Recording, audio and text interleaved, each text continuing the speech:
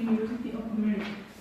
Doctor en Letras Honoris Causa, Universidad de San Buenaventura, Nueva York. Miembro del corresponsal de la Academia Mexicana de la Historia. Miembro del número de la Academia Hispanoamericana de Ciencias, Artes y Letras, Fellow de la Academy of American Franciscan History. Premio 1998 a la mejor reseña sobre el tema del periodo prehispano. Comité Mexicano de Ciencias Históricas, Premio 2019. Mención a la mejor reseña del periodo prehispano, Comité Mexicano de Ciencias Históricas.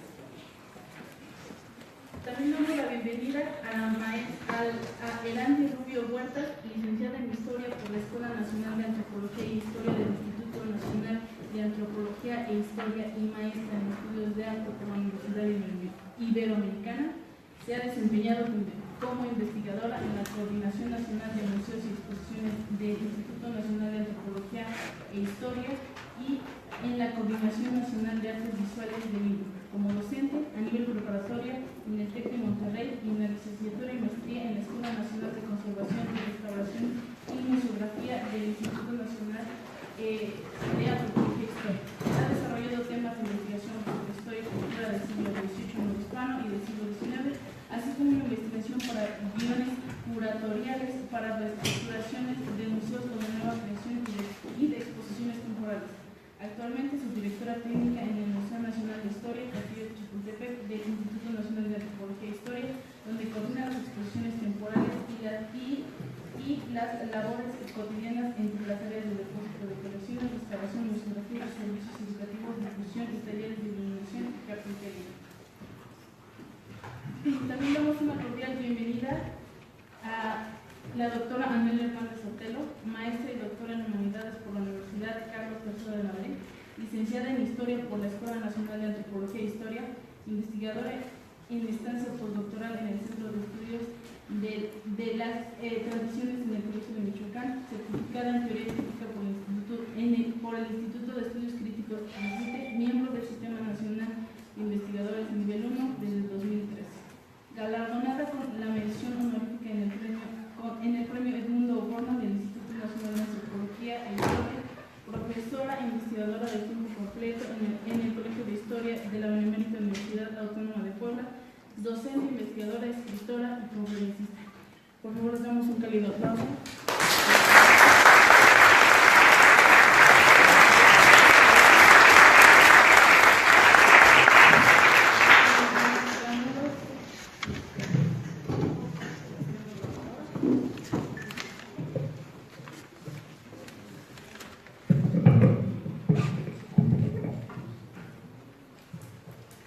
Buenas tardes.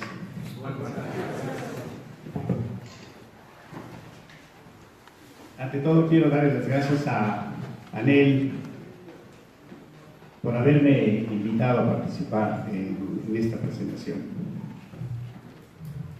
Les diré que nomás de ver el librote me dio miedo, A ver, ¿quién tiene la capacidad de hacer un análisis de un libro tan grande como este?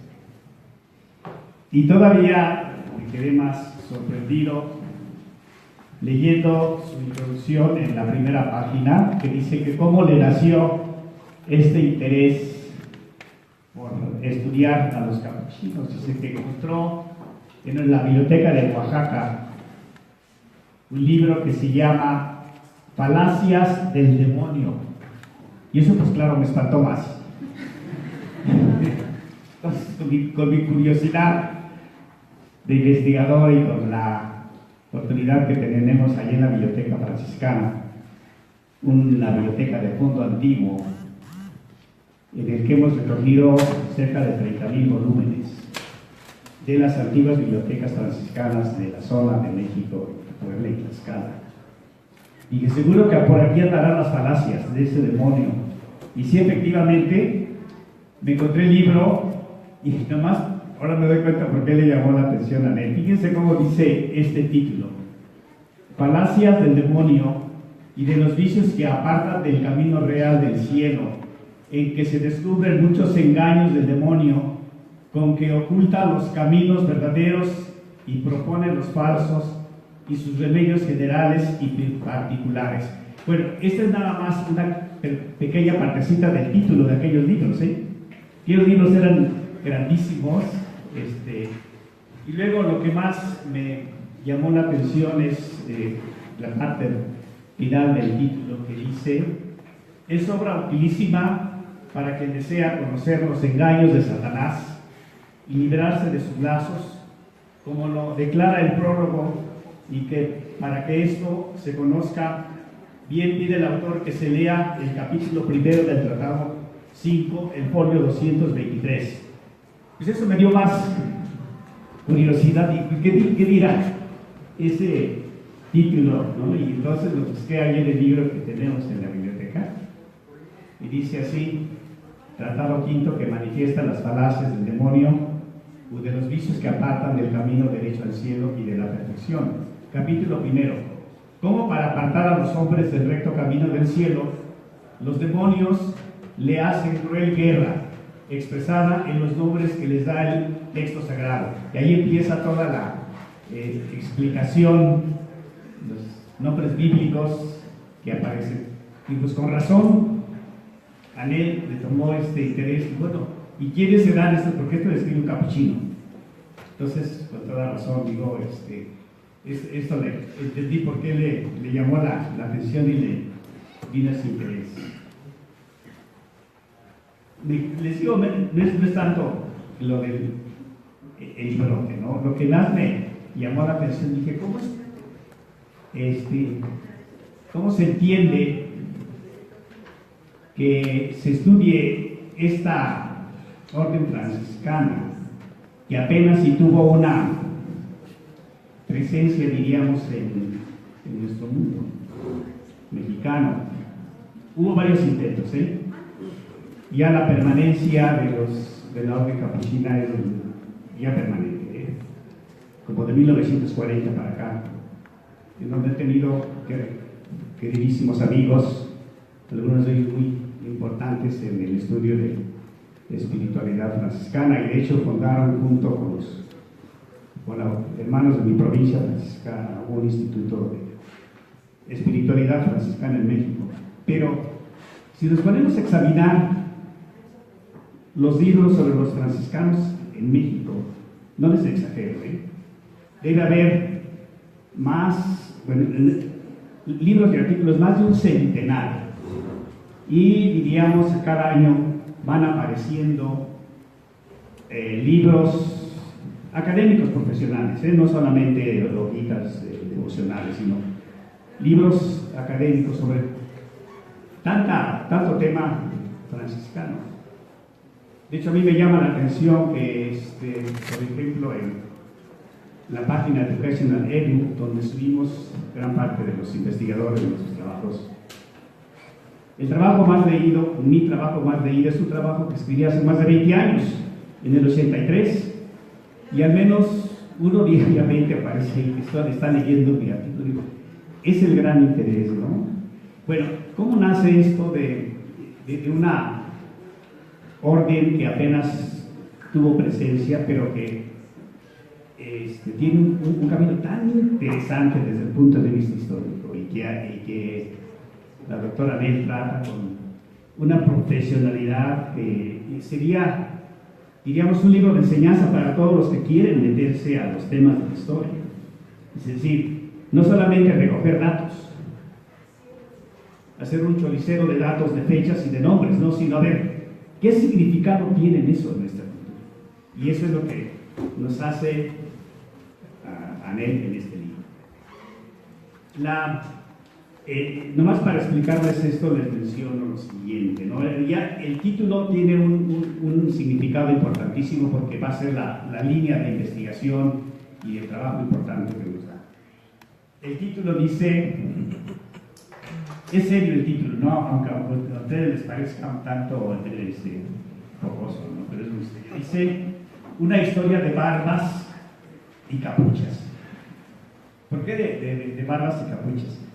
Porque en ese intento de volver al espíritu original de lo que fue el movimiento franciscano, Francisco de Asís, una figura interesantísima desde el punto de vista histórico, ellos quieren señalar esa identidad a través de su figura facial, con las barbas, y la forma del hábito con el capucho.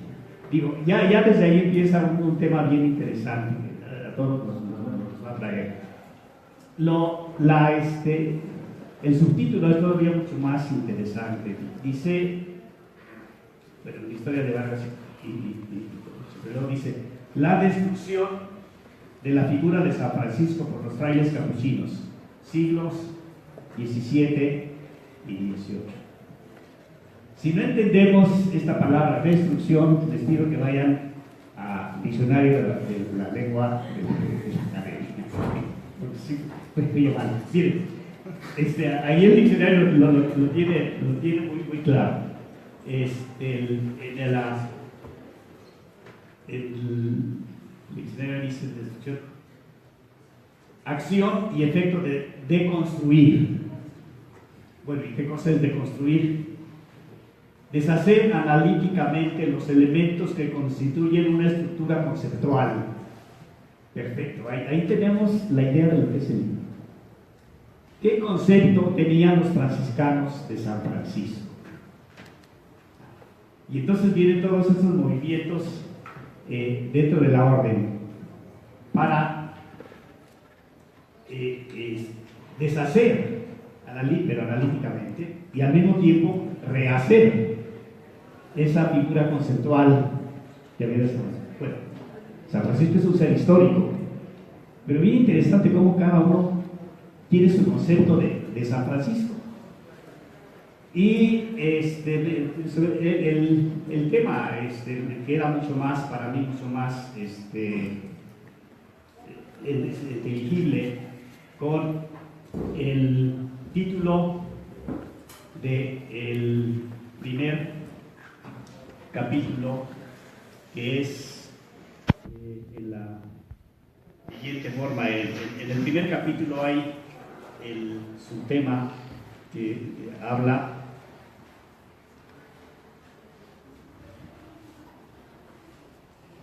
en el título segundo dice franciscanos pero capuchinos, el franciscanismo como construcción inacabada. Bien importante. Parece ser que los franciscanos nunca hemos estado contentos con el concepto de San Francisco. Y entonces, en cada momento histórico, seguimos construyendo esa imagen conceptual de San Francisco. Y en eso se van a lucir los capuchinos. No es fácil reconstruir esa historia, porque evidentemente sus cronistas, sus historiadores van a ser bastante apologéticos. Nosotros estamos tomando una imagen de San Francisco que creemos que fue la auténtica, y esa imagen se va a distinguir por la capucha, que es distinta de la que usan los observantes, y también se va a distinguir por su aspecto facial. Y no se imaginan, aquí Anet lo hace de una manera interesantísima, cómo va analizando, cómo se defienden para presentar que la imagen de Francisco de Asís era la imagen con su barba venerable y con su capucha puntiaguda. Parece ser que este tipo de presentaciones esta imagen inacabada de Francisco de Asís, y me llamó mucho la atención porque los primeros franciscanos que llegan a México son 12 y venían de un movimiento muy parecido. Estos 12 franciscanos venían también de un movimiento, de una estricta observancia, y unos quizá 10, 15 años antes de venirse se habían convertido un tanto rebeldes por su forma de capucha. Y de hecho a esos frailes les llaman los frailes del capucho. Afortunadamente el ministro general nos trajo al conjunto de la orden observante, pero ellos siguieron con su firme convicción que la manera de evangelizar era a través de su forma de vida. Claro, se van a llevar aquí un golpazo tremendo, ¿verdad? Porque pues, esa forma de vida nadie le entiende, ¿no? Hay imágenes muy interesantes que quedan en los escritos indígenas de qué se imaginaban de estos frailes medio locos, que hablaban y nadie les entendía, ¿no? Bien, pero les digo, hay esa relación de la construcción de una imagen inacabada. Y en eso, pues, los capuchinos van a tener un papel importantísimo. Claro, allí vendría entonces el papel tan importante de este libro, porque nos va a ir guiando cómo se fue haciendo esta imagen y cómo se van defendiendo, porque evidentemente, como pasa en cualquier conjunto de la sociedad, si ves que alguien te está dando una idea contraria, si los capuchinos le estaban diciendo a los observantes, miren, la verdadera forma de Francisco es esta, pues eso evidentemente iba a crear polémicas muy serias, y entonces los capuchinos tienen una forma muy, muy importante de irse defendiendo, y es lo que trata este libro interesantísimo de Anel, cómo van defendiendo esa imagen, aunque realmente no sea la imagen originaria de Francisco, ¿no? Porque esa imagen va a seguir siendo discutida, pero ¿en qué manera escriben su propia historia, por ejemplo? Luego, ¿qué contiene esa forma de vida? Tanto la forma de su hábito como la forma de su figura facial, ¿no? Yo sí recuerdo mucho este canto que conocíamos mucho nosotros en el seminario, Venerabilis Barba Capuchinorum, que es una composición también musical bastante importante, ¿no? Y la doctora Anel le da un seguimiento importantísimo de cómo se va formando y su significado social y característico de esta imagen. Viene después lo que sería ya la forma de vida, la práctica de la regla franciscana. En la orden franciscana hay 3 grupos, los que supuestamente nos llamamos observantes, que no sé si seamos observantes, pero bueno, es supuestamente los que seguimos la forma original. Los conventuales, que siguen la misma regla, pero con dispensas de ciertos elementos de la regla, sobre todo en el asunto de la propiedad. Ellos sí tienen derecho a tener propiedades. El segundo grupo, y el tercero, que es el de los capuchinos, que sería la forma más estricta de seguir la regla. Y allí pues tendríamos los aspectos básicos que estudia muy bien la doctora Anel: la pobreza, la ignorancia de las letras, es decir, que no llevemos títulos académicos, la vileza del hábito, la descalcez, las viviendas, los ayunos, los alimentos, la confesión. Y me llama mucho la atención todos esos elementos, porque fui revisando yo en la biblioteca franciscana, en donde encontré cantidad de estos elementos, de estos libros que llegan a las bibliotecas franciscanas. Varios de los libros que cita la doctora Anel los tenemos allí en la biblioteca, porque provienen de bibliotecas franciscanas. O sea que aunque hubiera, diríamos, alguna discusión entre los grupos, parece ser que lo que se escribía así llegaba a las bibliotecas franciscanas. Me encontré hay una notita muy interesante, yo creo que aparece en alguna de las crónicas que se está citando la doctora, sobre la vileza y la descalcez del hábito, cómo el hábito sigue siendo mortaja, aún en la actualidad en muchas de nuestras comunidades, de nuestros pueblos, quieren que su cadáver lleve el hábito franciscano, le llamamos la mortaja. Y me ponen, hay uno de los cronistas que cita la doctora, nada menos que al beato Juan de Palafox y Mendoza, que dice que pidió el hábito franciscano de los capuchinos.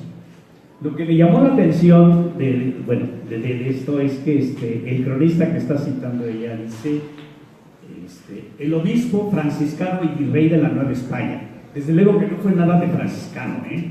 Aquí tuvo uno de los problemas quizá más serios en el obispado de Tlaxcala, porque él puso en orden el Concilio de Trento, lo que decía que en los pueblos debía haber parroquia. Y como los grandes señoríos indígenas de esta zona fueron tomados por los franciscanos, pues no había parroquias, había conventos.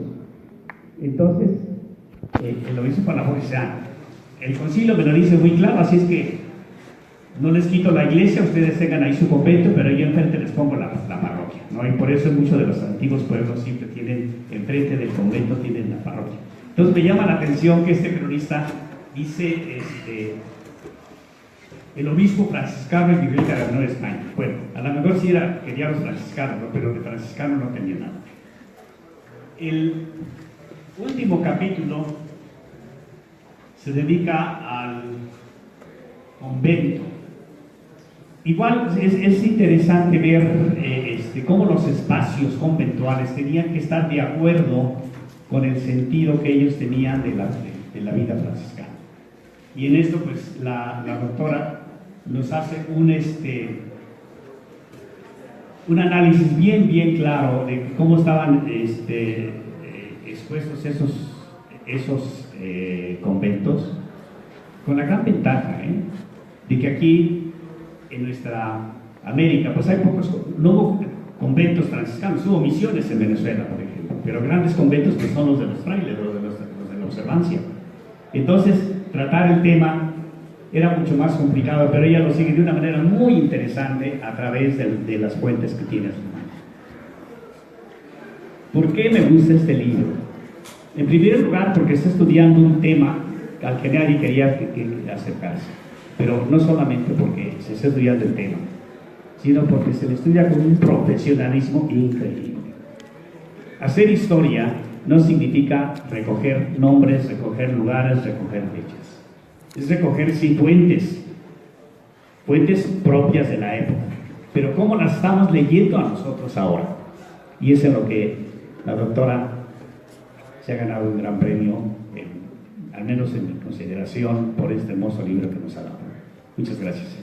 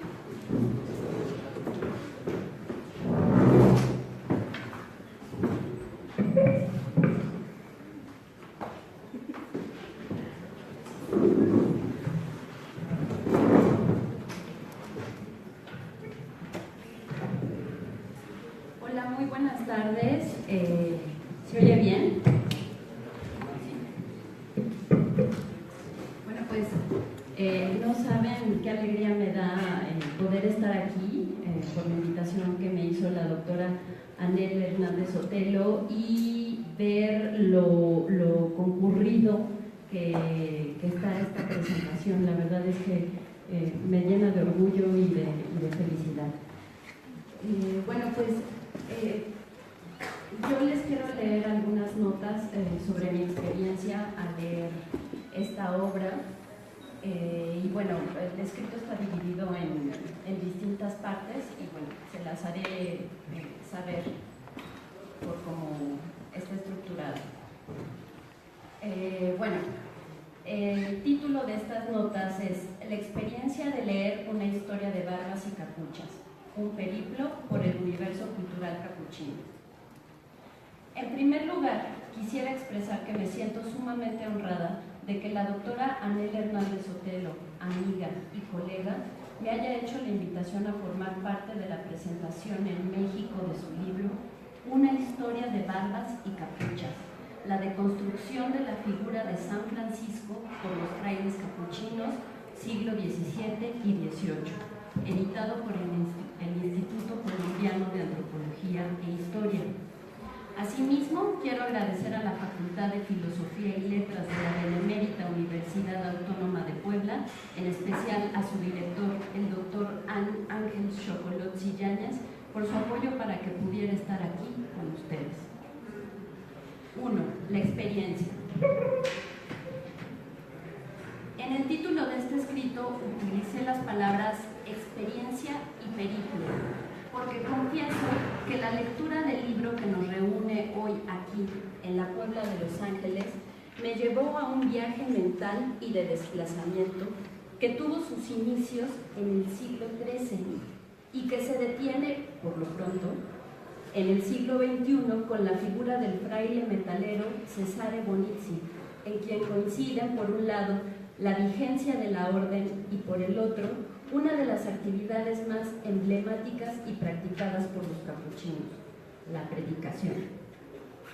Ahora bien, quisiera ahondar en la experiencia que como lectora me causó esta obra.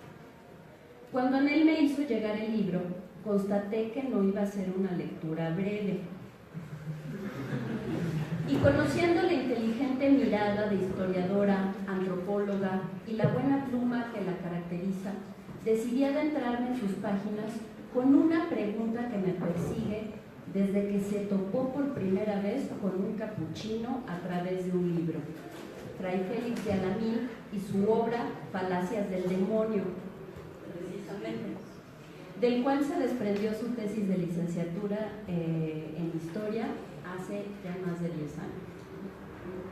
No hagan preguntas, por favor. La pregunta y otras tantas que pude responder a partir de la narración que hace la autora del libro que presentamos fueron: ¿quiénes son los capuchinos? ¿Cómo se diferencian del resto de las órdenes mendicantes? ¿Por qué hacer una historia de capuchinos? ¿Por qué Anel ha insistido tanto en el hábito, la capucha y las barbas? ¿Por qué no hubo conventos capuchinos en la Nueva España y sí de monjas capuchinas? ¿Qué quiere decir predicar a la capuchina? ¿La orden continúa activa? Todas estas preguntas quedaron más que satisfechas y a ellas no daré respuesta porque les haría perderse del agasajo de leer cómo la autora va tramando a través de fuentes de diversa índole, las propias crónicas de la orden, sermones, litigios, alegatos, cartas, folletines, papeles sueltos y manuscritos, entre otros documentos, además de pintura mural, pintura sobre tabla, óleos, grabados, escultura, más un corpus bibliográfico amplísimo, la historia de una orden que tiene su origen en plena contrarreforma católica, cuyo principal objetivo era combatir la herejía, convertir a los fieles, así como reforzar los vínculos con las comunidades católicas. La autora reconstruye cómo la orden surge en Italia, se expande por Europa y los numerosos obstáculos con los que se topa al querer establecerse en la península ibérica. Cuando finalmente lo logra, explica cómo se organiza, a quiénes rinde cuentas, quiénes fueron sus bienhechores y protectores y cómo funcionó la regla de este instituto franciscano. Asimismo, la autora nos deja ver los numerosos pleitos que a través de la cultura escrita dan cuenta de las impugnaciones que las otras comunidades de la familia franciscana hispana, conventuales y observantes, hicieron en contra de los establecimientos capuchinos, y la crítica sistemática a su hábito con capucho puntiagudo, a su barba crecida y desaseada. De ahí que Anel profundice en el ser ontológico del capuchino, como ella misma dice, es decir, de cómo se distinguían estos de otros franciscanos y de la necesidad de confeccionar una historia propia que legitimara su razón de ser entre otras comunidades religiosas que existían desde siglos atrás y de otras de nueva fundación a partir de la Contrarreforma. Es el caso de la Compañía de Jesús o de la Congregación del Oratorio de San Felipe Neri, por ejemplo. En este afán de legitimación y como defensa a los ataques en contra de la reforma franciscana capuchina, se encargó al fraile italiano Zacarías Bovelio que escribiera la historia de la orden desde sus orígenes, y lo hizo en latín debido a que era la lengua culta de su tiempo. Como explica la autora, de las crónicas de Bovelio se desprende un apéndice dedicado a describir la verdadera forma del hábito de San Francisco, un elemento más para explicar la ontología del capuchino, o esta forma particular de ser y parecer, a partir de una compilación de imágenes incluidas en dicho apéndice que demuestran que el hábito capuchino es como el que usaba San Francisco de Asís. En este apartado, la autora hace un escrupuloso y detallado análisis iconográfico entre los grabados reproducidos en el apéndice y las imágenes originales del santo, en tablas, murales, óleos ubicados en Roma y Asís, en donde descubre cómo las representaciones originales del santo fueron alteradas por los capuchinos en sus grabados, con tal de que las imágenes primigenias de San Francisco presentaran el hábito con capucho puntiagudo, característica única y distintiva de los capuchinos. Sobre este tema de las crónicas y el apéndice, y a lo largo de todos los demás temas que aborda la autora, es necesario subrayar lo impecable y preciso que es el aparato crítico plasmado en el libro, en el que Anel demuestra la lectura analítica, minuciosa y perspicaz de las fuentes, en las que algunas veces detecta erratas, descubre o deduce vínculos entre personajes de la época y nos da cuenta con ello de la agudeza intelectual con la que, como historiadora cultural del siglo XXI, mira e interpreta el contexto en el que se desarrolló la orden capuchina. En este sentido, es necesario señalar que entre el texto y las notas a pie de página, la autora construye y deconstruye en ciertos momentos las relaciones políticas, diplomáticas y personales que los primeros capuchinos tuvieron con personajes de la nobleza italiana, española y sobre todo el apoyo que las damas devotas dieron a la orden, así como la influencia que ejercieron sobre sus maridos, como es el caso de la esposa del rey Felipe III de España, Margarita de Austria, solo por mencionar un ejemplo. También en las notas a pie de página, la autora explica cada tipo de fuente que utiliza, para qué servían, quiénes las elaboraban y qué propósito perseguían. Es el caso de los litigios, las cartas ejecutoriales, qué era y para qué servía el Tribunal de la Rota Romana, entre otros. En sus notas, la autora discute con otros autores, da su punto de vista con argumentos sólidos y complementa las referencias a las que el lector puede acudir y que, debo decir, son un deleite. Es por esta misma razón que la lectura de Una historia de barbas y capuchas anima a hacer un ejercicio intelectual de atención y mnemotecnia por los numerosos personajes que aparecen en la narración y porque, de acuerdo al tema tratado, hay una serie de términos que para los historiadores que hemos trabajado con el devenir de las órdenes religiosas son más familiares y contribuyen a ampliar el conocimiento de quienes tienen una extensa cultura sobre temas eclesiásticos. 2. El aporte. Reconstruir la historia de una orden no es tarea sencilla, y menos cuando la autora es laica, historiadora y originaria de un lugar en donde no hubo fundaciones de frailes capuchinos sino hasta el siglo XX. Este es el caso y el mérito de Anel, quien logra despejar la incógnita de lo que implica la reforma capuchina en el contexto de la gran familia de los hijos de San Francisco. Regresar al franciscanismo primitivo, imitar a San Francisco a partir de la estricta observancia de la regla para así poder imitar al propio Jesucristo. Esto es, a partir de las prácticas ascéticas, del voto de extrema pobreza, la obediencia y la castidad, la predicación, el ejercicio de la caridad, el poco o nulo apego a los bienes materiales e incluso el conocimiento, entendido como soberbia mundana. A partir de las huellas o bien de la cultura material producida por los capuchinos, Anel desentraña el significado del hábito, de la capucha puntiaguda y las barbas crecidas, un hábito que el capuchino no se quitaba ni para dormir, de color pardo, remendado, áspero, ceñido al cuerpo. La descalcez, la dejación de la barba, como dice la autora, sin cuidarla ni lavarla y procurando dejarla crecer hasta donde fuera posible.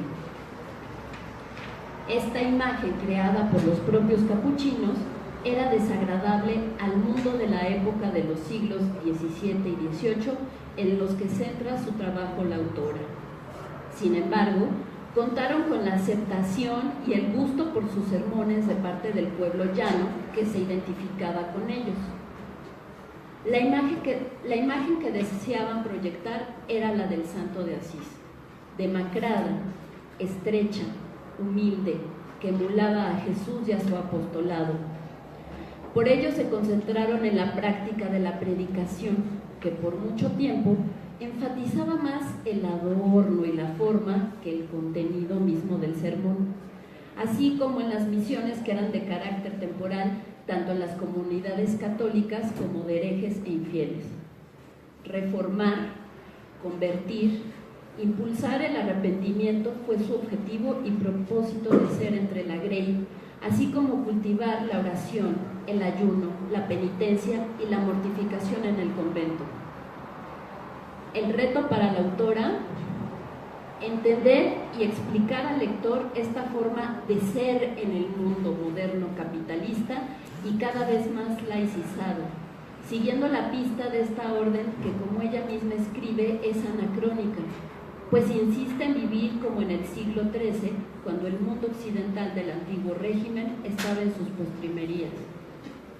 Otro reto: reconstruir esta historia por medio de las múltiples fuentes que configuran este material, indispensable para cualquiera que se interese por conocer la orden capuchina, su razón de ser y su actuar en el mundo, en el contexto cultural en el que se desarrolló. 3. Epílogo. El mérito de investigar, reconstruir y escribir una obra de esta envergadura es tarea de unos cuantos estudiosos que, como Anel Hernández Sotelo, han tenido la paciencia, la inteligencia y el tesón de dar continuidad a una serie de temas de investigación, de resolver varias hipótesis y de seguir trabajando para explicar las que aún no tienen respuesta, además de abrir numerosas brechas para futuras indagaciones. La generosidad de este trabajo se despliega a lo largo del texto, que origina nuevas preguntas, y de sus notas a pie de página que complementan, cuestionan o discuten sobre diversos asuntos, que comparten puntos de vista o que recomiendan títulos, que explican objetos en desuso y los contextualizan para que el lector no pierda detalle de la narración. Una historia de barbas y capuchas no es solo la historia de un periodo determinado de la orden capuchina, también reconstruye una manera de entender el mundo, destaca la importancia de la representación de sí mismo, de lo que se es y de lo que se debe parecer, al seguir un modelo de virtud y santidad, el de San Francisco de Asís, que irrumpió en la época en que la Iglesia y los ideales del cristianismo primitivo habían sufrido una corrupción tal que era necesario hacer menos amplia la brecha social y económica entre los hombres y volver a los principios evangélicos, practicar la caridad, la extrema pobreza y humildad, así como los sacramentos, difundir el evangelio en palabras que el pueblo comprendiera, provocar el arrepentimiento sincero, hacer oración y penitencia para lograr la salvación. El trabajo de 10 años de búsqueda en archivos, bibliotecas, iglesias, museos y la lectura atenta e interpretación crítica de una infinidad de producción literaria, religiosa y bibliográfica llevó a la autora a configurar esta obra única, fruto de una investigación original en la que convergen la historia cultural, la antropología, la psicología, el análisis iconográfico y la hermenéutica, cuyo resultado, aquí parafraseo a Fernando Rodríguez de la Flor, que es quien escribe el prólogo de este libro, nada más y nada menos, cuyo resultado constituye una perspectiva contemporánea sobre una orden fundada en la primera mitad del siglo XVI, que contribuye a la mejor comprensión de las historias de las órdenes que dejaron su impronta tanto en su época como en la nuestra, y que son de objeto de interés vivo en pleno siglo XXI.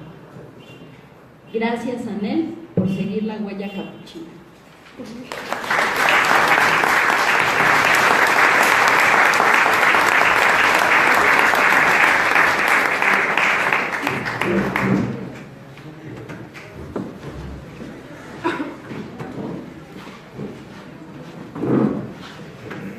Bueno, muchas gracias, Padre Morales, muchas gracias a las dos Lupitas por estar aquí, a Lucía Guadalupe, estudiante de la carrera de Historia, y a la maestra Guadalupe Huerta, que va a cerrar esta mesa. También pues quiero agradecer a toda la gente que está aquí. Veo caras conocidas, pero muchos nunca, bueno, a lo mejor nos hemos topado por ahí, pero no los ubico. Bueno, primero me gustaría explicar un poco por qué elegí, y también, bueno, elegimos con la coordinación del evento de estudiantes, hacer la presentación justo en el marco del encuentro de estudiantes de historia, ¿no? Me parece que uno de los problemas más grandes que tiene la Academia Mexicana actualmente es la desvinculación que hay entre los profesores y los estudiantes. Y yo creo firmemente en que el trabajo universitario y el trabajo académico debe parecerse a estas pinturas que hay de Aristóteles y Platón y Sócrates con su escuela caminando, porque creo que más que nada en estos asuntos de las humanidades, en un mundo de con crisis de credibilidad, con un sistema capitalista que se está cayendo a trozos, pues creo que lo que necesitamos otra vez las personas que ya pasamos por esto de hacer una tesis, otra tesis, y estamos dando clases, etcétera, es justamente convocar a los muchachos que se están preparando para ser historiadores, pues convocarlos a que caminen con los profesores, ¿no? Y pues una cosa importante es sobre todo que haya diálogo. A mí me interesa muchísimo el diálogo, entonces me alegra muchísimo ver muchas cabezas jóvenes y poquitas cabezas viejas, ¿no? De verdad. Y las cabezas viejecitos que están, pues muchas gracias también, pero de verdad que me alegra muchísimo que pues estén aquí todos los jóvenes, ¿no? Bueno, en realidad no les voy a decir de qué trata el libro. Bueno, sí, cómprenlo, por internet se vende, aquí solo tengo 5 ejemplares, no vine a vender. El libro se puede conseguir en la librería Siglo del Hombre, que está en Bogotá, se los mandan. Bueno, pero se los mandan por internet, ¿no? Me parece que cuesta $22, aquí yo voy a dar los 5 que tengo más baratos, pero solo tengo 5. Pero bueno, no me interesa exactamente hablar del contenido del libro, sino más bien retomar algunas de las cosas que dijo el padre Morales y la maestra Erandi Rubio, sobre todo en esta idea del andar, ¿no? ¿Qué les puedo yo transmitir a ustedes a partir de este tabique enorme? Y además, ¿cómo los puedo invitar a que ustedes también hagan tabiques? Este mundo necesita tabiques. Los historiadores de pronto nos quedamos escribiendo el articulito de 20 páginas y entonces escribimos 45,000 artículos de 20 páginas, pero escribir un libro es otra cosa.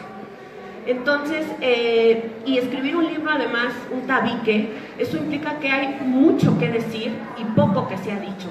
Y esta es la invitación. Por favor, sabemos que queremos mucho a Bartolomé de las Casas y vamos, estos temas como muy mexicanos, ¿no? Pero en realidad creo que es necesario situarnos a veces un poco al margen de las corrientes locales de la historia y sobre todo, como les decía, en un mundo plagado de crisis de diferentes maneras, ¿no? En este sentido, yo todo este libro pues prácticamente lo hice en España. Es un libro que habla de historia de España, pero que justamente entendiendo que más de 3/4 partes de América fueron España y tenemos una historia española y ya basta de esta cosa del resentimiento histórico, malditos gachupines, etc. Creo que hay una parte importante para reconciliarnos con nuestra propia cultura y es entender que fuimos parte del imperio más importante que hubo en la época moderna. Y antes de eso, aquí hubo 2 imperios, en América 2 imperios enormes, el Inca y el Mexica, ¿no?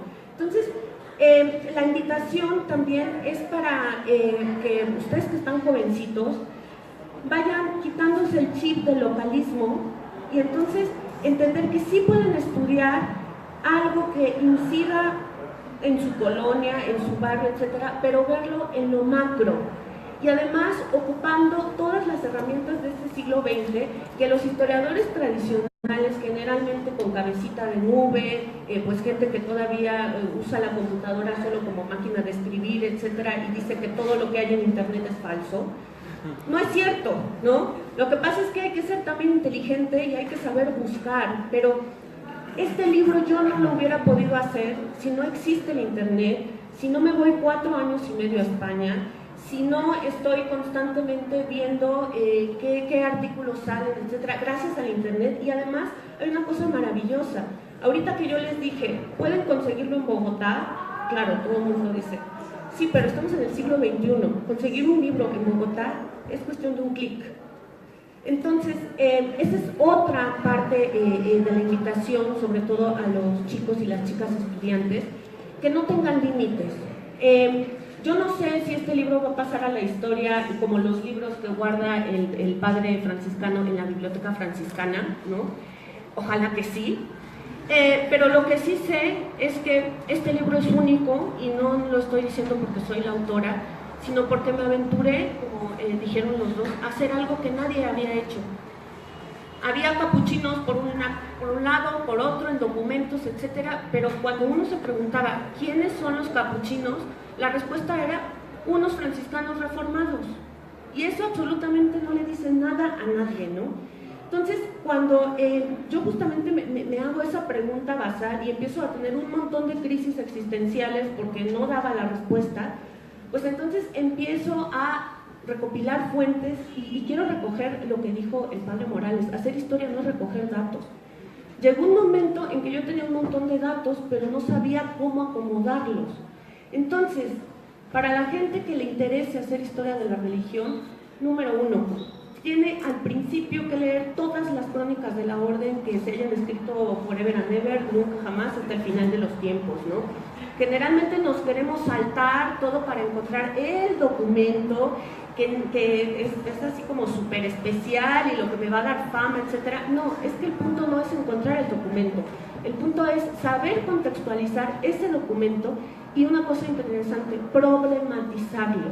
Es decir, como escribía Michel de Certeau, estarle haciendo preguntas al texto, pero no solo eso, si también, no sé, Erandi se acordará de las clases de la maestra Edith, de hacerle preguntas al texto en sus leyes silenciosas, ¿no? Que era lo que siempre nos decía Edith. Y bueno, me refiero así con Erandi porque, bueno, el padre Morales está aquí, primero también para que todos ustedes, que son historiadores, sepan que existe una biblioteca franciscana, que está en Cholula, que les queda súper cerca, que el padre Morales con su equipo desde hace mucho tiempo ha estado trabajando en la sistematización de todo ese material, y eso, muchachos, no lo tiene cualquier estado, lo tiene Puebla. Puebla también tiene la biblioteca palafoxiana, tiene la biblioteca La Fragua, y todo el mundo anda haciendo historia de la Revolución Mexicana o cosas así.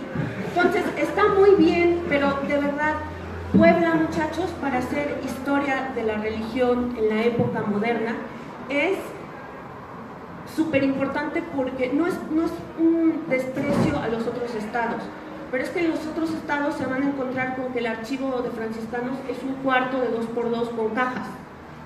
Aquí no, aquí se está haciendo un trabajo de catalogación y además pues tenemos, ya se los dirá el padre Morales ahorita, de verdad los recibe con los brazos abiertos, ¿no? Y por otro lado, invité a Erandi primero porque Erandi y yo pues nos conocimos en el primer semestre de la carrera cuando teníamos 20 años por ahí, más o menos, 19, 20 años, ¿no?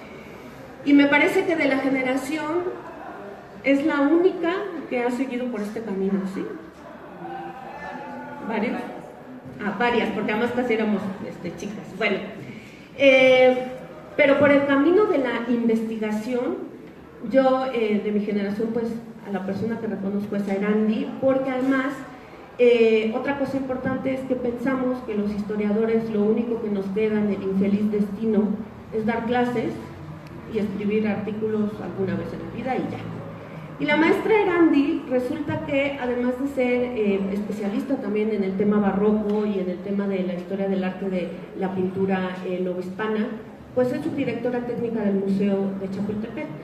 O sea que hay más cosas que podemos hacer, ¿no? No nada más dedicarnos a esto que siempre nos han dicho, vas a dar clases y ya está, ¿no? Entonces por eso a mí me interesaba mucho también el punto de vista de Erandi. No nos pusimos de acuerdo para ver qué iba a decir ni nada de eso. Lo único que yo le dije es, Erandi, por favor, fíjate en el rollo de la cultura material. Es decir, si por ahí, o sea, creo que también los historiadores tenemos un problema muy fuerte en este tradicionalismo que es, si no hay un documento, pues entonces no se vale porque no puedo trabajar, ¿no? Y de pronto, pues, Erandi, en el Museo del Castillo, trabaja con un montón de pinturas, cura exposiciones, etcétera, y a partir de ahí, bueno, ella un poco lo dijo, pues, este libro también puede servir para hacer, de alguna manera, historia del arte.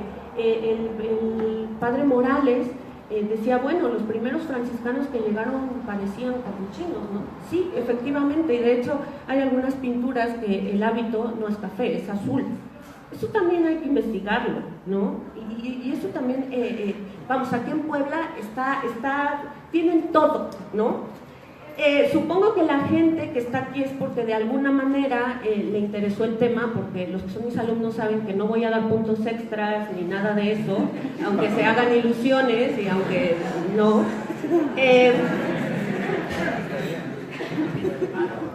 Lo siento por decepcionarlos, de verdad, qué pena. Pero ya se me fue la onda, como siempre, como en clases también. Pero lo importante es que exactamente yo no quería hacer esta presentación como una cosa demasiado formal, sino como una cosa que tuviera más que ver con el diálogo. Ya más o menos ustedes saben de qué va el libro, y entonces pues más bien yo les quiero recitar un poco todo lo que falta hacer, a ver si alguien se va animando, ¿no? De los capuchinos en México hace falta prácticamente todo. Los capuchinos, que además quiero agradecer al padre Pablo Jaramillo, que quiero decir que a él lo conocí justamente cuando yo estaba terminando la carrera. Yo venía a la biblioteca palafoxiana porque a mí sí me dejaron entrar, lo siento, pero porque me moví. Chicos, hay que aprender a moverse, o sea, el que quiera sur celeste, que le cueste. Entonces, yo para hacer mi tesis de licenciatura conseguí un permiso para venir lunes y martes a la Palafoxiana a revisar unos libros, y miércoles, jueves y viernes daba clases de Historia Universal de una secundaria, ¿no? Y así eran mis semanas, lunes y martes, miércoles, jueves y viernes. Y un día, justamente por la calle de la Palafo, yo venía en friega, y entonces de repente veo a este padre que está aquí caminando y le veo el capucho. Y entonces corro y le digo, ¿usted es capuchino? Y el hombre se asusta porque, claro, o sea, pensó que yo lo seguía o algo, porque nadie en la vida le había preguntado si era capuchino. todo mundo daba por sentado que era un franciscano, punto, ¿no? Entonces, bueno, de ahí comienza también una relación y pues decir que los capuchinos han hecho y están haciendo esfuerzos grandes por recuperar su historia. Pero bueno, pues al final, y esto hay que decirlo, pues los capuchinos obviamente van a escribir una historia apologética, una historia religiosa, ¿no? No es una mirada exactamente de un historiador, y además, pues sus trabajos circulan entre los miembros de la orden, pero es muy difícil que los trabajos de grandes capuchinos historiadores hayan salido como decían en la época, al siglo, ¿no? Entonces, pues por eso les digo que en el caso de México hace falta prácticamente todo. Los hermanos capuchinos ya comenzaron por ahí a publicar algunos libros, etcétera, pero no hay algo. Y lo más interesante, a mí que me gustan los temas raros, es que si bien no fundaron aquí ni vinieron a misionar los capuchinos durante toda la época moderna, una cosa interesante es, uno, como dijo el padre Morales, hay un montón de libros de capuchinos. Hay que saber quién leía esos textos. ¿Por qué? Porque los franciscanos y los capuchinos toda la vida se han agarrado del chongo. Entonces, como dice el padre Morales, ¿no? Aquí hay muchos libros de capuchinos, claro, pero hay que saber entonces para qué los franciscanos que no querían a los capuchinos conseguían sus libros, por ejemplo, ¿no? Otra cosa que hay que saber es el tema de presencia capuchina ilegal en América, ¿no? Que esto es un tema fantástico.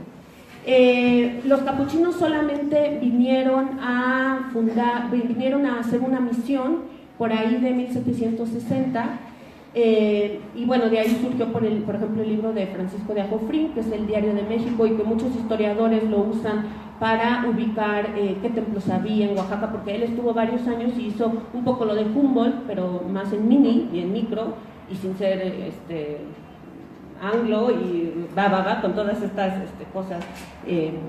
No, Humboldt era alemán, sí, ¿verdad? Perdón, sin ser alemán. Pero este capuchino, Ajofrín, estuvo aquí misionando, y una cosa interesante es que el dinero que se pidió para la misión se llevó para una misión de capuchinos en el Tíbet. Entonces, ahí hay otro tema, ¿no? Que un poco lo reseño en el libro, ¿no? ¿Por qué ocupar a la Nueva España como un bastión de explotación capitalista para misiones que están del otro lado del mundo? ¿Y por qué mandar a unos frailes que además aquí nadie conoce? Ahí hay otro tema, lo que dijo la maestra Erandi, ¿qué pasa con las mujeres? Hay un montón de mujeres por ahí que simplemente la historia oficial no se las reconoce, porque escribir de una mujer en una orden religiosa varonil, pues pueden surgir algunas ampollas por ahí, ¿no? Pero entonces, ¿qué sucede con todo el apoyo que dan las mujeres para que la orden se funde? Porque sin temor puedo decir que esta orden se funda por mujeres.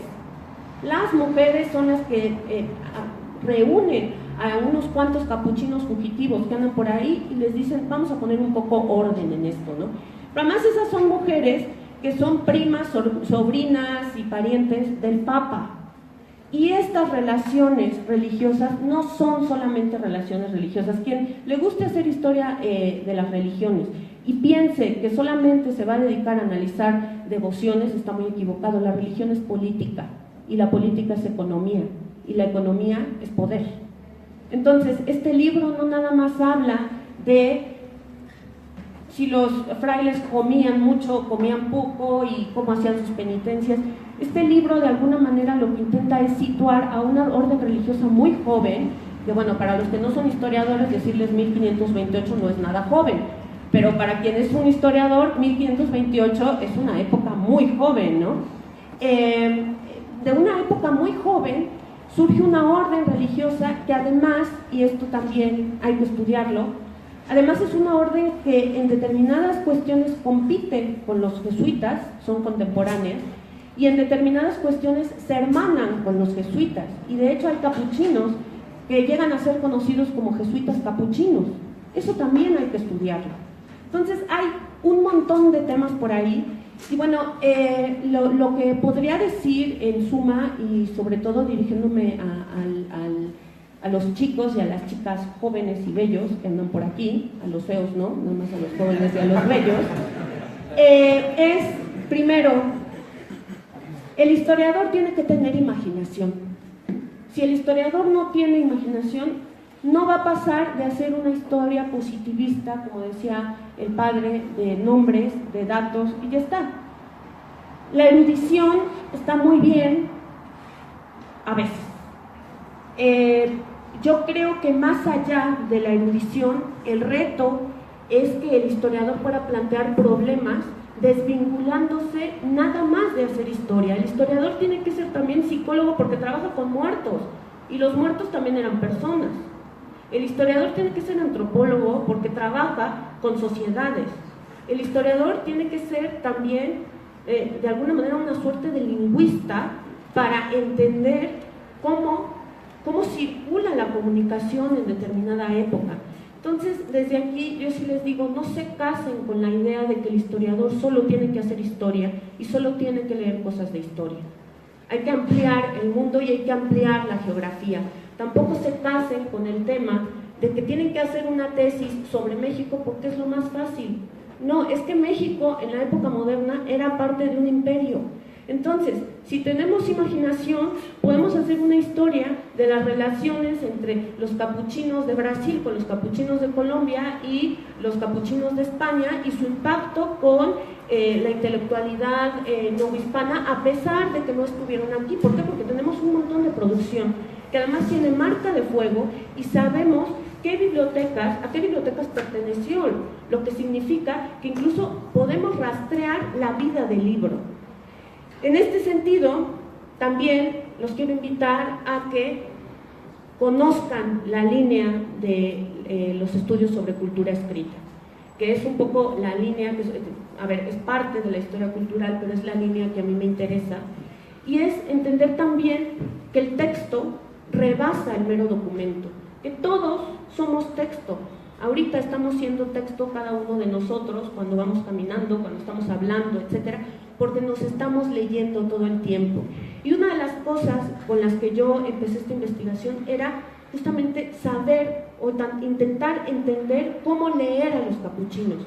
Cómo cuando yo me acercaba a un libro de fondo antiguo y veía autor Félix de Alamín capuchino, cómo yo podía interpretar un poco en mi cerebro de dónde viene esa pluma y con qué pretensión, porque ningún texto, ni siquiera nosotros, como texto andante, es inocente, ¿no? Siempre hay cosas que preguntar, siempre hay cosas que problematizar, y obviamente no encontré jamás un documento que me dijera, esta es la historia de las barbas y las capuchas. Todo eso se va entresacando de la documentación. Entonces, bueno, la invitación justamente es, uno, para que tengan imaginación, y quien les haya dicho que la imaginación no sirve para la ciencia, yo como historiadora primero me pondría a pensar si la historia es de verdad una ciencia, ¿no? Una ciencia dura, en este sentido de decir datos concretos, etcétera. Creo que más allá de entendernos como científicos, lo primero que debemos de hacer los historiadores es entendernos como humanistas, porque además eso es lo que hace falta en este miserable país, que los historiadores nos vinculemos con todo lo que sabemos de cómo se hacen los procesos sociales. Yo aquí entendí prácticamente cómo los grupos se congregan y cómo inventan historias para tener una cohesión y sentirte parte de, y luchar por eso que crees. En este sentido, los capuchinos luchaban por sus barbas, pero era algo, no era nada más una cosa decorativa o por buena onda o lo que sea, no, es que eso significan otras cosas en la comunidad, ¿no? Y cuando yo entendí esas cosas, entonces puedo entender también o puedo intuir cómo están dándose a cabo los procesos actuales del mundo. Y ese es el el gran reto del historiador. No quedarse como anticuario en el siglo XVII y entonces ahí seguir teniendo un montón de erudición con lo que pasó y ser incapaz de eso que yo aprendo, de cómo se constituyen las sociedades, ser incapaz de pasarlo a mi época actual. Me parece que pues ahí el historiador es inútil a la sociedad. Y la otra cuestión es, no para ser útil a la sociedad me tengo que meter a historiar un tema meramente político. La política está en todas partes, y si yo la busco, ahí está, ¿no? Entonces, bueno, quiero también agradecerle a Gus, que no lo veo por ningún lado. Bueno, levántate, Gus, por favor. Él es el autor de la portada del libro. Se iba a hacer una exposición, pero esto sí, mea culpa. He tenido muchos problemas en esta última semana, pero quiero presentarles al doctor en psicología, Gustavo Garnica Jalife, y además pintor de un montón de cuadros, entre ellos la portada de este libro. Muchas gracias, Gus.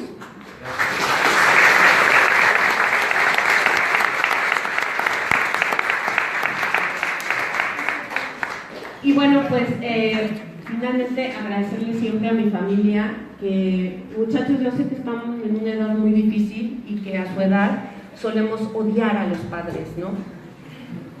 Horrible. Aquí dan fe mis papás de que yo tuvimos bastantes problemas, ¿no? Cuando teníamos su edad. Erandi también da fe, porque a ella se los contaba, ¿no? Pero realmente creo y sí que los papás, muchachos, al final, todos los que estamos aquí, es porque por muy mal que nos llevemos con los papás, nos están apoyando. Que no es fácil decirle a alguien voy a ser historiador y que entonces te hagan una fiesta y te sacan al santo patrono. O sea, ser historiador es casi tú le estás diciendo al papá, pues voy a acabar de albañil o de taxista, ¿no? Entonces, en ese sentido, pues también no les quiero dar clase de moral, obviamente, pero pues un poco quizás se puedan ver en mi espejo. Yo le agradezco mucho a mi familia, a mis tíos, a mis papás, que siempre me han acompañado y que, esto sí se los digo, este libro lleva muchas lágrimas, muchas, porque la investigación es dura, ¿no? Y a veces uno está enfrente de una página y no salen las ideas, no puede acomodar, etcétera. No se espanten, uno sobrevive y se acostumbra a vivir con ello, ¿no? Y además también tiene otro tipo de lágrimas, que son lágrimas de experiencias personales de estos 10 años de hacer este libro, pero esas lágrimas de experiencias personales me han hecho la mujer que soy y las aprecio mucho, y en este sentido pues este libro va no nada más con el contenido intelectual, sino pues va también pues con todo el sudor de mi frente, pero más sudor, porque no sudamos de estar ahí escribiendo, más que sudor, muchas lágrimas, ¿no? Pero hay que también saber amar nuestras lágrimas. Y bueno, pues nada, simplemente muchas gracias, de verdad, no pensé que iban a venir tantos, les agradezco con todo el corazón. Y pues la última parte de la presentación del libro se la voy a dejar a la maestra Guadalupe Huerta, porque pues también quiero aprovechar este espacio para decirles que con la maestra Guadalupe Huerta, con la maestra, ella es de la Escuela de Antropología, con la maestra Adela Rojas y el doctor Jorge Lázaro de Lingüística, llevamos unos meses trabajando en un grupo de investigación que se llama Corpus, Discursos y Humanidades Digitales. Y bueno, pues entre otros proyectos que tenemos, pues vamos a hacer una biblioteca digital capuchina, ¿no? Con gente de España, con gente de Colombia, y vamos a hacer muchas cosas más. Y digamos que pues esta sería como el segundo evento que coordinamos como grupo juntos, y invitarlos también pues a que se acerquen al grupo de investigación, porque como digo, estamos apostando por la tarea intermultitrans, como quieran disciplinar. Estamos apostando por que cada quien un poco se salga de su tema de confort y entonces pueda aportar a otras disciplinas. Y pues le dejo la palabra a Lupita.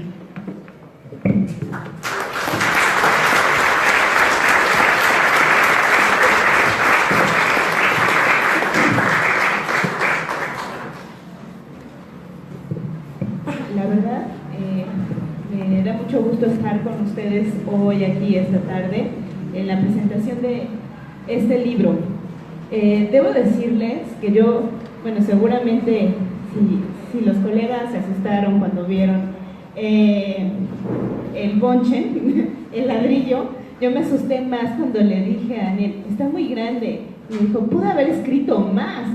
Y con la mirada de, todavía tengo tanto que decir y tanto que hacer, ¿no? Entonces, bueno, seguramente veremos que va a ser muchas otras cosas.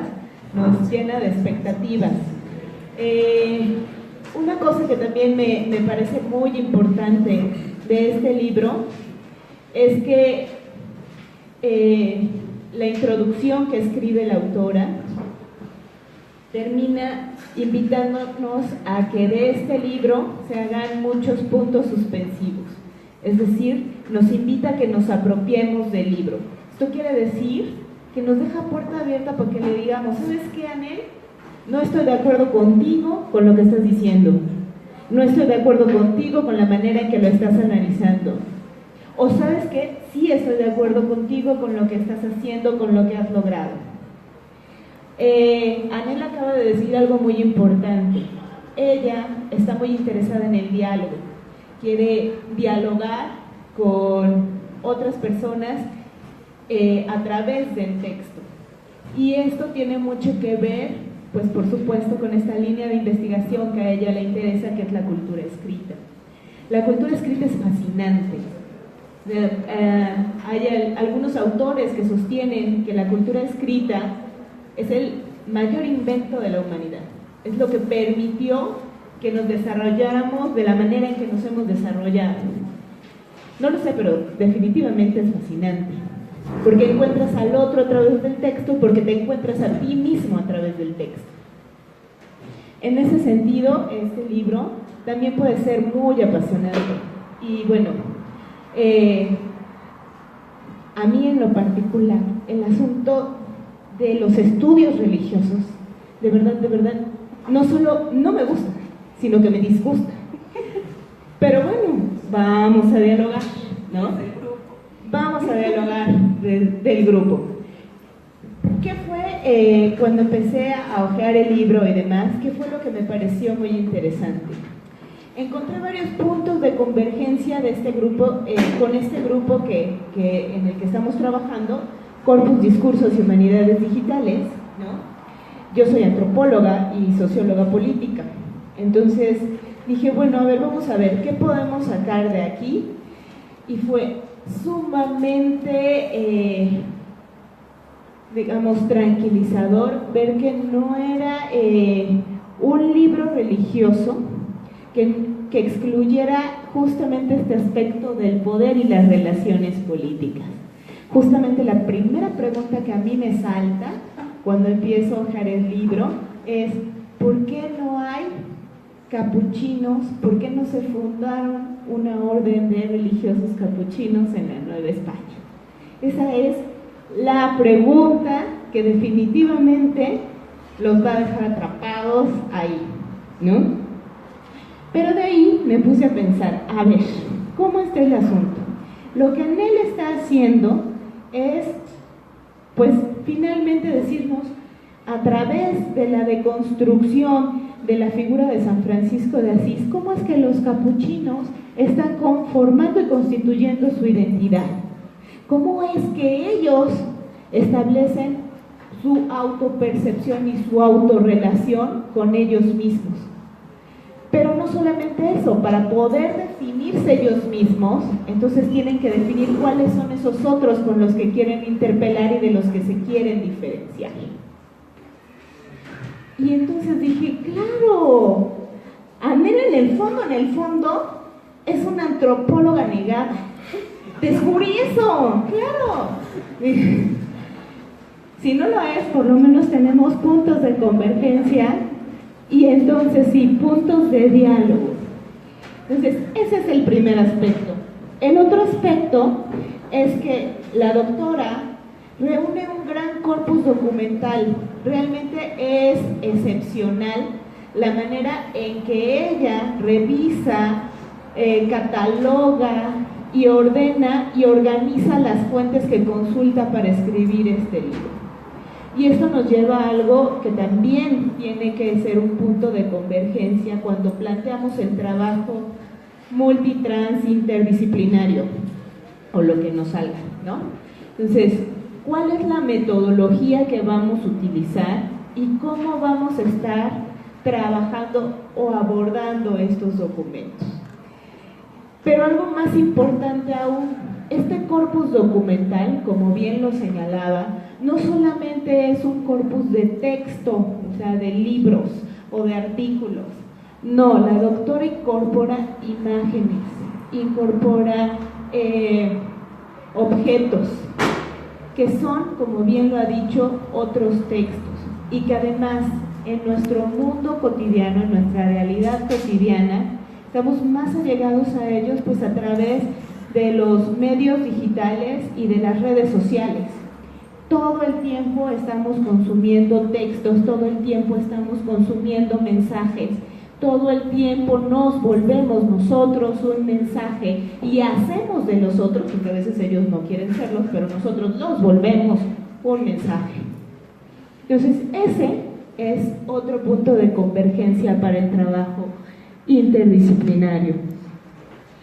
Aparte de eso, me pareció como muy interesante, todo el libro me va llevando como a conocer y acercarme a los capuchinos, y el último capítulo nos presenta el convento, una descripción de un convento modelo, ¿no? de los capuchinos, pero justamente pensé nuevamente, sí, Anel es una etnógrafa de closet, ¿no? ¿Y por qué lo digo? Porque justamente el trabajo antropológico empieza a partir de la descripción. Entonces, la descripción del objeto de estudio, que un objeto finalmente no existe hasta que no lo construimos nosotros y lo empezamos a significar. Ese es, creo que, el gran punto de partida en el cual entre la lingüística, la historia y la antropología estamos apostando en este grupo de investigación. Con ello, lo que quiero señalar es que finalmente, a través de los textos escritos, gráficos, auditivos, visuales, ¿no? Nosotros estamos trabajando pues con símbolos y con significados que son construidos socialmente, que son rearticulados, deshechos, reapropiados, modificados socialmente. Y ese es como el gran trabajo que queremos hacer nosotros como grupo de investigación, trabajar con el lenguaje como pretexto para conocer nuestra realidad social, ya sea en el tiempo pasado, en el tiempo presente, o incluso, ¿por qué no?, aventurarnos a proyectar escenarios de futuro, porque finalmente ese forma parte también de nuestro compromiso como cientistas y como humanistas. ¿Cuál es el futuro que quiero para mí, para mi comunidad, para mi país, para mi mundo, o el mundo que será de mis hijos, mis nietos, o mis perritos, mis mascotas? También cuentan mis mascotas, ¿no? Entonces, ahí sí creo que tenemos pues mucho trabajo por hacer, y que tenemos como grupo de investigación pues ya un buen pretexto para empezar a trabajar y para invitarlos a ustedes a que pues se acerquen al grupo de investigación, a que sepan que tenemos pues las puertas abiertas para trabajar de manera conjunta. El trabajo interdisciplinario en nuestra facultad pues realmente no tiene como muchos referentes, yo no los recuerdo y llevo un buen rato aquí, pero pues le vamos a apostar a ello, y nos encantaría por supuesto que se sumen. Dicen él que ustedes son los jóvenes, pero yo digo que todos somos jóvenes. No, todos. Entonces, pues juguemos con nuestras metáforas sociales entre historiadores, antropólogos, lingüistas. Tenemos justamente que apostarle al diálogo, tenemos que apostarle a reconocer que no siempre vamos a estar de acuerdo. El diálogo no significa que voy a tener armonía por siempre, no, significa que voy a ser respetuoso por siempre, pero no que voy a tener armonía, sino que voy a reconocer mis diferencias, incluso mis conflictos y mis puntos de no acuerdo, pero manteniendo y respetando al otro. Entonces, pues eso, ¿no? Es este grupo de investigación, Corpus, Discursos y Humanidades Digitales, es una invitación al diálogo y a la construcción de las ciencias sociales y las humanidades desde nuevas perspectivas y pues desde lo que ustedes quieran aportar y hacia donde ustedes quieran que vayamos también. Pues muchas gracias.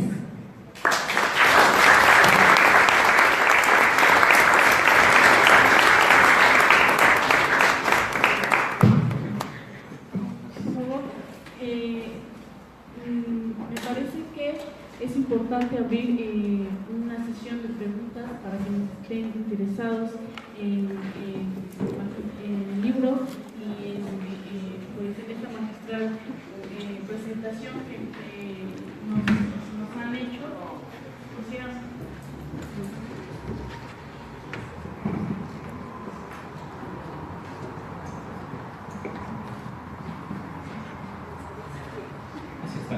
Bueno, dos preguntas. Quienes conteste.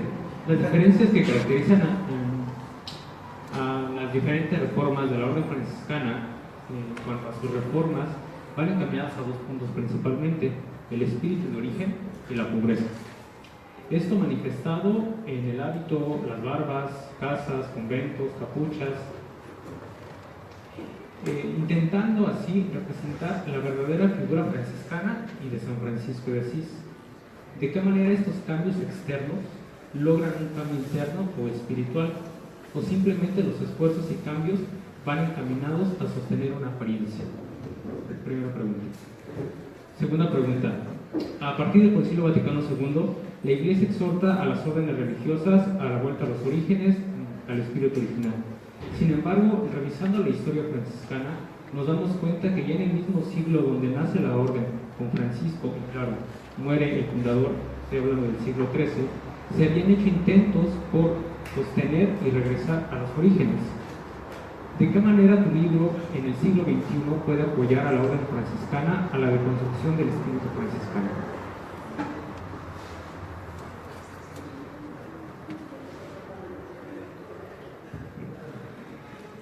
Bueno, a ver, sí, bueno, le has dado al clavo. A ver, este libro es una historia de las apariencias, ¿no? ¿Por qué? Porque los capuchinos pues se fundan en 1528, pero unas décadas después ya tenemos el gran movimiento barroco en España. Y bueno, digamos que la historia de la orden en Italia tiene diferencia, ¿no? Principalmente porque en Italia allí hubo humanismo muy fuerte, ¿no? Y en España, pues Carlos V, después de que trata de hablar con Lutero, pues dice: no quiero hablar ya nunca más con nadie, y pues se convierte todo bueno, los libros de Erasmo son prohibidos, etcétera, ¿no? Entonces ahí habría que hacer como una diferencia entre al menos estas dos capuchinadas, ¿no? O sea, por un lado la italiana y por otro lado la española. Centrándonos nada más en España, hay que entender que el movimiento del barroco no es un movimiento, como nos han dicho hasta el cansancio, nada más de poner un montón de cosas en una iglesia y ya está. O sea, el barroco es al final una forma de ser. Y el barroco, lo que se está poniendo en tela de juicio, y es de lo que hablo yo en el libro, es de una tensión que hay durante el siglo XVII y el siglo XVIII en España, y bueno, pues de ahí se pueden jalar temas para América. Hay una tensión entre el ser, el deber ser y la apariencia. y Fernando Rodríguez de la Flor, que es pues para mí el gran maestro del barroco hispano. Él justamente lo que dice es que la época moderna es la cultura de las apariencias. Entonces, ¿de qué manera esta modificación del hábito y de las barbas supone realmente un cambio espiritual? Encontré varios capuchinos mañosos, estos están aquí también, pero también es cierto que yo creo que cuando tú, como decía la maestra Guadalupe, ¿no? O sea, cuando tú te cuestionas con una comunidad y haces esos símbolos tuyos, entonces psicológicamente eso tiene que tener un impacto en, pues sí, tener conciencia de que, por ejemplo, para el siglo XVII los franciscanos observantes pues también ya tenían mucho dinero, bla, bla, bla. España es un caso raro, ¿no? Porque España tuvo la reforma de Cisneros, ¿no? De hecho, esa era una de las grandes justificaciones por las que el rey nunca dejó entrar a los capuchinos, que si ahí ya estaba la reforma, los capuchinos, los franciscanos reformados, ¿para qué querían más franciscanos? El quid aquí es que justamente la apariencia hace que los capuchinos se sientan diferentes a cualquier franciscano, incluso al franciscano Recoleto. Y entonces ahí es donde yo veo la importancia, porque estas cosas que parecen como tan banales, uno, hacen que la sociedad en este conjunto se cuestione. Dos, que en unas barbas y en un hábito tú ahí traduzcas simbólicamente pues la regla primigenia, ¿no? Y la otra cuestión es que ante las afrentas, que la verdad es que los peores enemigos de los capuchinos fueron justamente los observantes, ante estas afrentas, lo más interesante que hizo la orden fue escribir sobre sus símbolos. O sea, Boverio se pone a escribir sobre las barbas y se pone a escribir sobre los hábitos. Entonces, eso, para mí, desde mi punto de vista, es un plan magistralmente político, ¿no? Porque entonces, tengo ahí a frailes que traen unas barbas que además hay que entender otra cosa. En España, traer barbas como las del padre Jaramillo, que aquí pueden ver a un capuchino viviente, ¿no? Sí, aquí está el texto, sí. Las barbas, o sea, así como las tiene el padre Jaramillo, en España en la época moderna eran un escándalo porque se decía que los que usaban barbas en España eran los moros. Entonces los capuchinos entran ahí con otro problema, porque ellos tienen que defender sus barbas, pero además ya no nada más de que los observantes les dicen que son apestosos, que estas barbas son horribles, sino también se tienen que defender de un imaginario colectivo de la gente que dice barbas, moros, ¿no? Entonces, en ese sentido, yo creo que sí hay una relación, ¿no? entre esta apariencia que quieren los capuchinos y lo que querían llegar a ser, porque la verdad es que los capuchinos lo que quieren es ser franciscanos del siglo XIII. Eso no lo van a poder hacer nunca. Una cosa que pongo en el libro es que ellos al principio se niegan a hacer casas de estudio porque, claro, San Francisco odiaba las universidades, pero la época del barroco es la época de las universidades, ya digamos en masa, ¿no? Y justamente un siglo después los capuchinos optan por adaptarse a los tiempos y decir, bueno, vamos a abrir escuelas de novicios que estén al lado de las universidades para entonces atraer a estudiantes universitarios que ya no sean tan ignorantes, porque los capuchinos además al principio sí hubo mucha gente que era muy culta, pero la gente que era culta de los primeros capuchinos venían de ser observantes.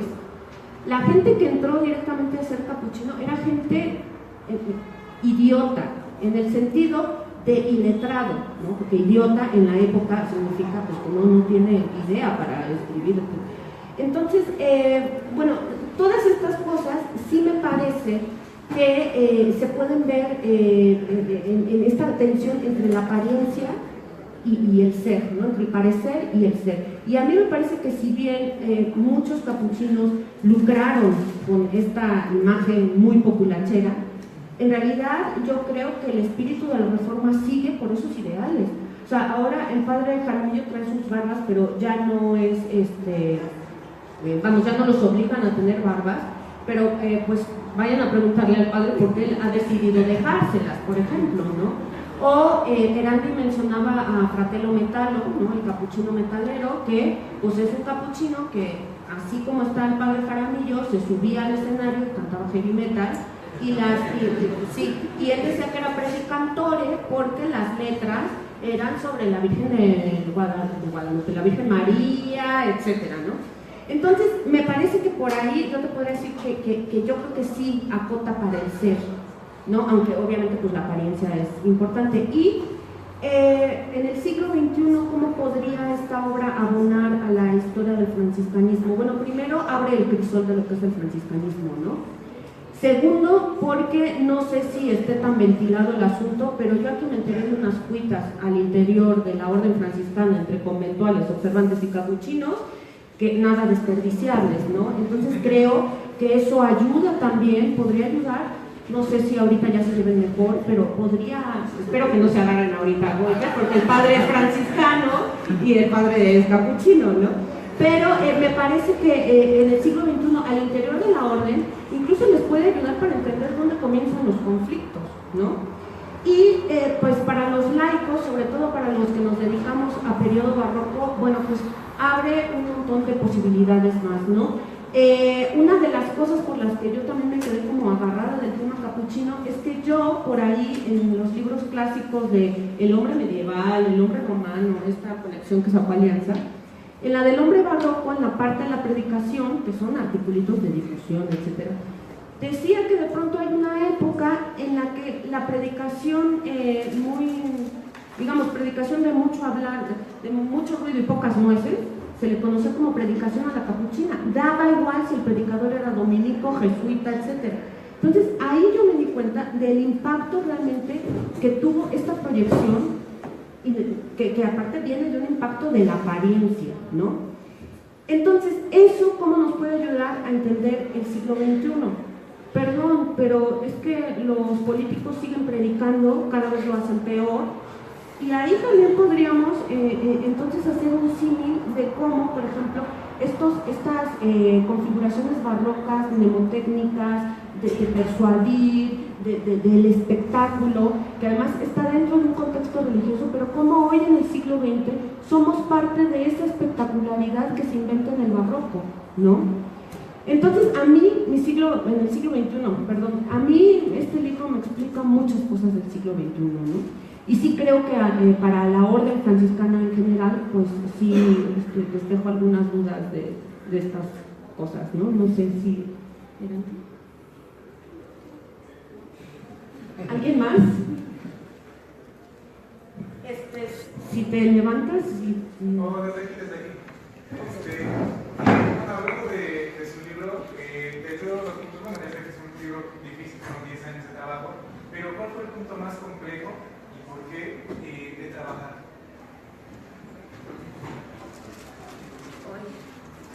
El punto más complejo fue darme cuenta que no había nada, porque entonces empecé de cero. Yo cuando me fui a hacer la maestría y el doctorado llevaba un proyecto sobre la predicación de la capuchina. Mi libro iba a ser solo de predicadores. Y cuando llegué a España, porque yo tenía la idea de que allá sí había más historiadores laicos que supieran de la orden, y pues no.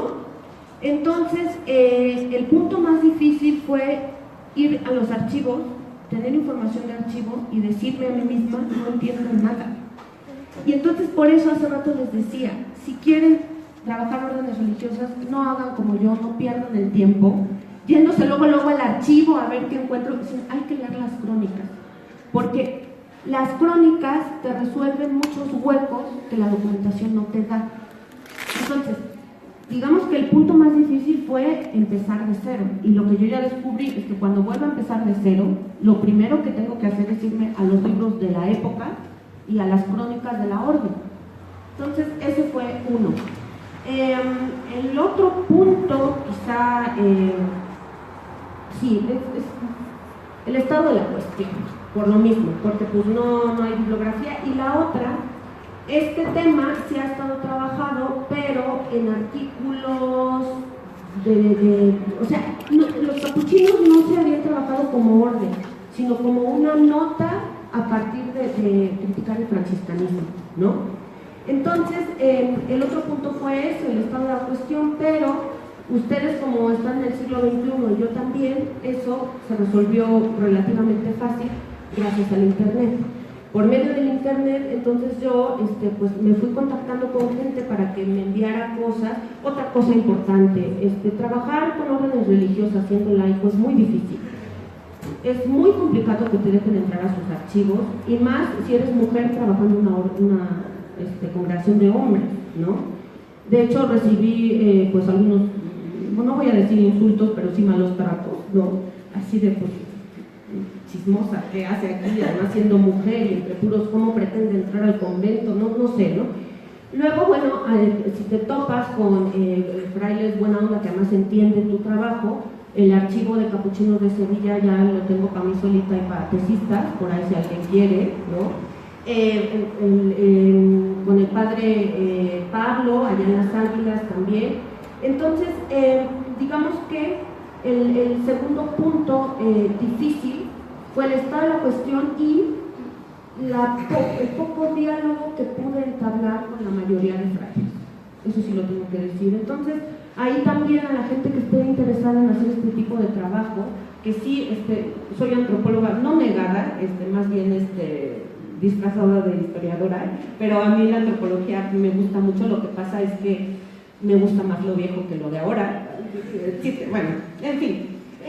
Los historiadores culturales, es que esto hay que entenderlo, un historiador cultural no puede ser historiador cultural si no es antropólogo, o sea, así de claro, ¿no? Entonces, pues ahí decirles que a la gente que se quiera dedicar a esto, pues que no se desanime, ¿no? Así de que a la primera hora ya no me dejaron entrar, ¿no? Hay que buscarles, porque por eso también tienen que entender que esto de ser historiador también es parte de ser político, porque no cualquiera te abre sus papeles, porque somos muy peligrosos. Lo que decimos puede quebrar idearios enteros, ¿no? Entonces, pues esos serían como los puntos. ¿Alguien más? Bueno, pues sí, bueno, muchas gracias. Podemos dar por concluido esta presentación, pero antes, el 28º Encuentro Interno de los Estudiantes de Historia quisiera hacer entrega de una constancia de participación a la doctora Anel Hernández Sotelo y un enorme agradecimiento por vincularnos con la presentación de su libro. Anel.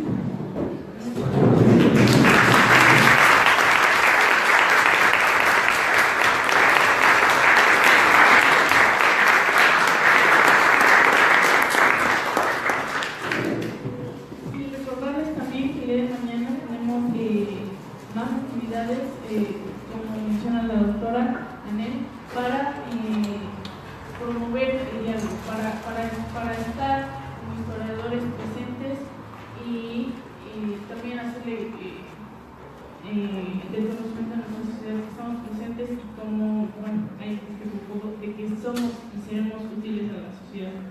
Buenas tardes.